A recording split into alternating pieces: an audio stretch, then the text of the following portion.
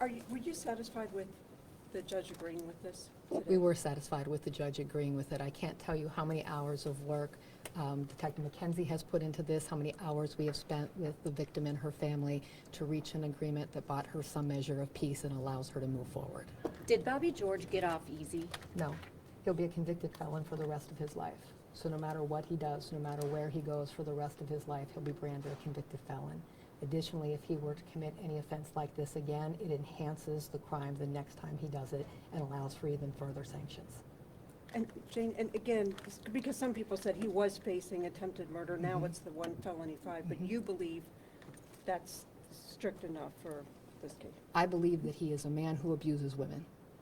And I believe that it took this young girl to make him accountable and to hold him responsible for what he did. And she gave up 14 months of her life to work with the police, to work with the state on this matter, to make sure that everybody knows who he is. She has authorized me to release the statement that was filed under court, and I'll provide that to each of you as well so that you understand the nature of the relationship. I think it's important. I know we have a lot of people that sit in the background and judge what should have happened to him, what should she have done.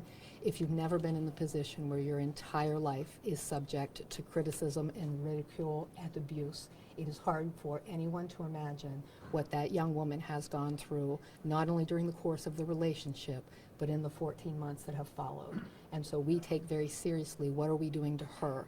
Are we re-victimizing her? And she had told us from day one that she wanted the world to know who he was and what he had done so that the next young woman would not face the same type of abuse that she did. But we are so proud of all of the work that she'd done, and I know that people like to sit back and say it should have been this, it should have been this, but if you're not the person who was subjected to the abuse or who has to go through this process, I'd ask that you take that into consideration. She's a very, very strong young woman, and she did what nobody else had been able to do, and that was show the world who he is. And this cannot be expunged. It cannot be expunged, it cannot be sealed. Bobby George will be a convicted felon for the rest of his life. What would the victim want the public to know about him? She would want you to know that he can be very dangerous, that there is a facade that he puts on for certain people that allows him to appear as though he's very charming, he's certainly very charismatic, and there is a side of him that people don't see. And the side of him that people don't see can be very mean, very abusive, and very intimidating. He's more than a decade and a half older than the victim. And so the power that he had in this relationship was not equal to the power that she had in this relationship. And it took an enormous amount of courage for her to be the one that came forward. How is she doing like mentally going through all She this? struggles. You know, she's doing much better now. I can't imagine being a young woman her age and having the weight of all of this on her for all of this time. And she's doing much better now, and we're proud of her. And I know I've said it to you before, that we are proud of her, but it's an amazing thing to put that weight on one young woman and ask her to carry this home, and she did that. Thank you. The judge had said that if there wasn't this agreement, she would have issued prison time. Could you, would it have gone to trial if the state had insisted on prison time? If he did not agree to plead guilty and admit his guilt to a felony offense of violence, then this matter would have been presented to the grand jury. And that was one of the things that was most important to the victim in this case, that he be labeled as a convicted felon, that it be a felony offense of violence, and that stay with him forever. So had he not agreed to admit his guilt to a felony offense of violence, then yes, the matter would have been presented to the grand jury.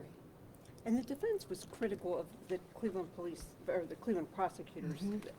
How do you feel on that? So I was appointed as a special prosecutor, and my promise to the people of Cuyahoga-County was that I would look at this matter with a set of fresh eyes. I have never met the municipal court prosecutor. I don't know her. My promise to the people here was that I would look at the case with clean eyes, and I did that.